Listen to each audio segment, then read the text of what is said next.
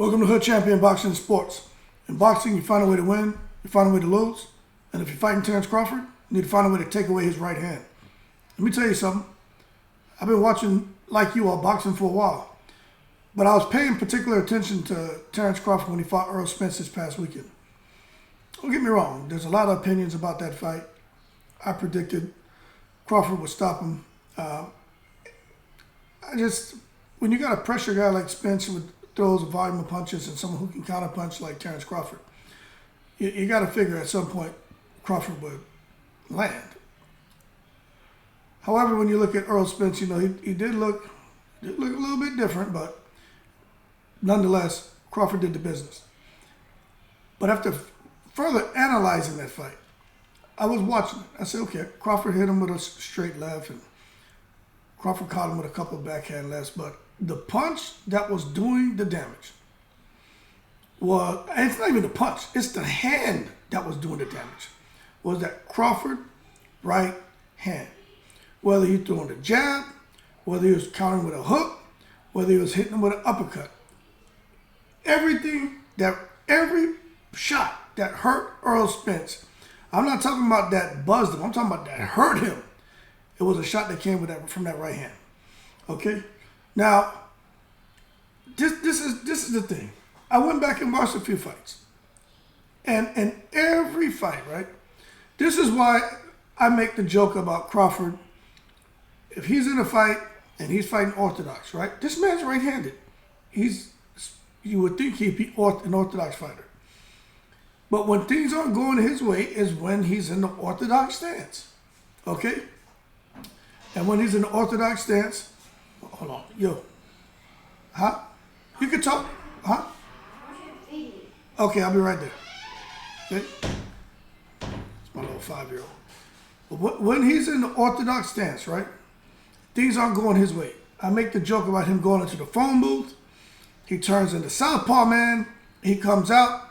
Soon after he gets out the phone booth, he ends the fight.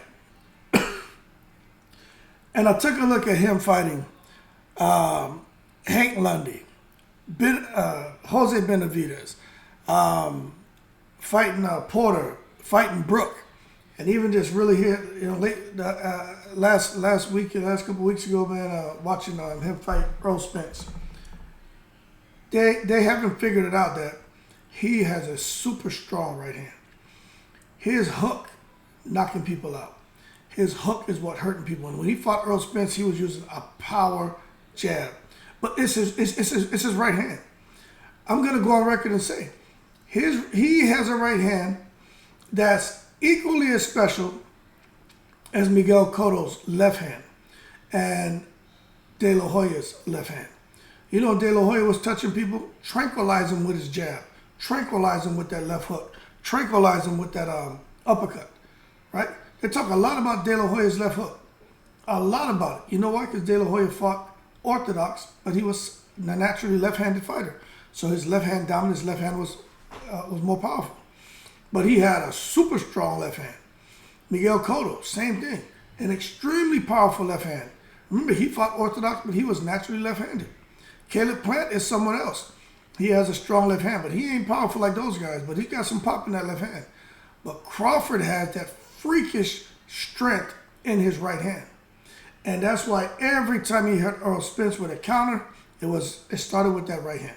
Whether it was a hook, jab, being on the inside, shooting an uppercut, hitting him to the body, that right hand was finishing. He would start with the right and finish with the right in his combinations. So the thing is, okay, now that I've identified that, right? Because obviously I feel like no one else has identified or has made an effort to take away Crawford's right hand. Don't get me wrong, he's strong with his left, all right? But he ain't killing people like he is with his right hand. How do you take away this man's right hand? Because that's what they're going to have to figure out. And I'm going to tell you, the person who has the best chance to do it, don't get me wrong, I think Crawford beats him. But I'm just telling you, the person who may have the best chance to do it is another fighter out there who switches, who also fights up the Southpaw stance. I don't think he does it as good as Crawford, but is Boots Ennis. And I'm telling y'all right now, to beat Crawford, you got to take away that right hand. That means if Crawford now is facing someone, because this is the thing we got to understand about this past weekend.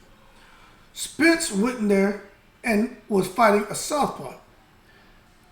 Just something he wasn't prepared for. Okay?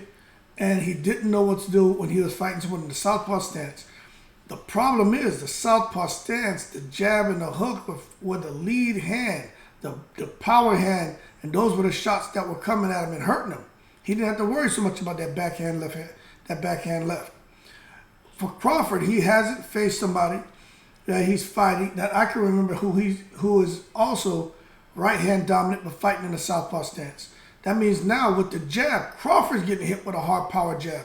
Crawford can get countered with a hard, super hard right hook, super hard right uppercut. You see, that is what it's going to take. And I'm telling you, as we break this down, trying to take away Crawford's right hand, hey, jab with the jabber, hook with the hooker. And the way to do it is for someone to be equally strong and can match him in that style. And I'm telling you, the only person out there right now who can do it is Boots Ennis. Is Boots Ennis. Now, how's he do it? Let me tell you something. I think personally he needs to jab with them. I think he needs a hook with them. I think he needs to match everything Crawford's doing. Because Boots can crack too. Boots is strong too. Reach-wise, everything's about the same. He's a little bit taller than Crawford. I'm telling y'all right now, I got to favor Crawford, but the more as the months go by and the more I really break this down, I'm really thinking Boots Ennis may really stylistically be a problem for Crawford. And the reason I say that is because Jose Benavidez was a nightmare for Crawford. And he's right-handed, but he fought orthodox, so his lead hand wasn't his right hand. You know, that wasn't his power shot. It was his backhand right. So his jab and everything, you know, it would frustrate Crawford, but it wasn't nothing to make him say, damn, I don't like that. But with Boots Ennis, who's about the same height as Benavidez, reached longer than Benavidez, he has all the dimensions of Benavidez that gave Crawford problems. And Boots Ennis can match Crawford southpaw to southpaw. And he can match him orthodox to orthodox. But the southpaw to southpaw fight is what it's going to be. I'm telling y'all. How he's going to do it, I don't know. But I'm about to make a video to make sure that this is what we need to be talking about. Boots Ennis and Terence Crawford.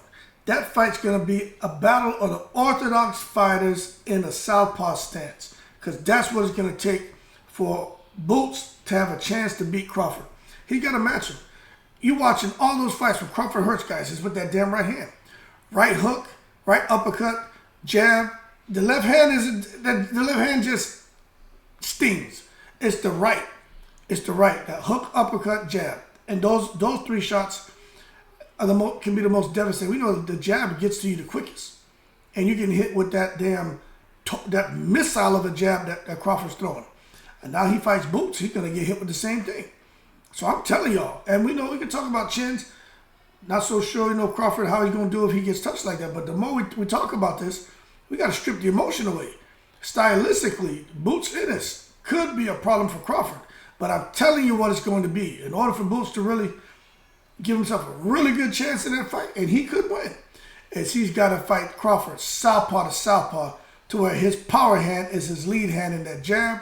The power hand is that power shot is that hook. And that uppercut is vicious. The backhand left, you know, he's got power there too.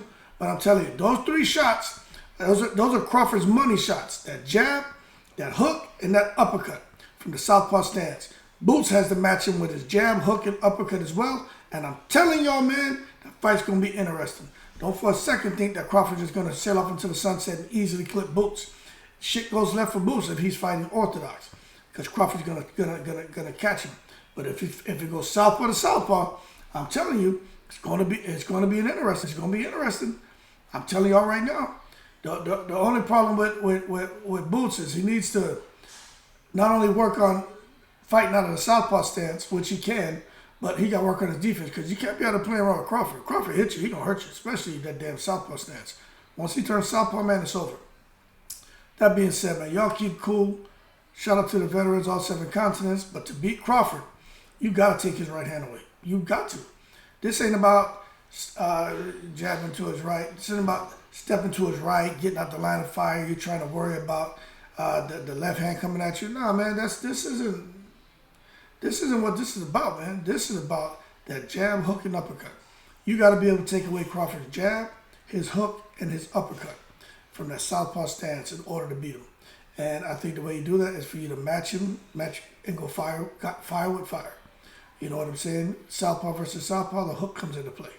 And that's what you saw happening with Crawford and Spence. Problem is Spence's left hand, his right hook isn't as powerful as if Spence was, say, converted into orthodox. Then his left hook would be super powerful like Caleb Plant.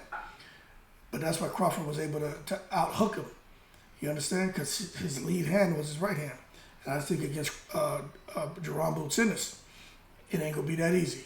Especially if Boots Ennis can go into the phone booth and turn the southpaw man and fight Crawford as a southpaw. That being said, keep cool. Shout out to the veterans, all 7 continents. We'll see what happens. More to come. I'm going to keep digging into it. In the breeze.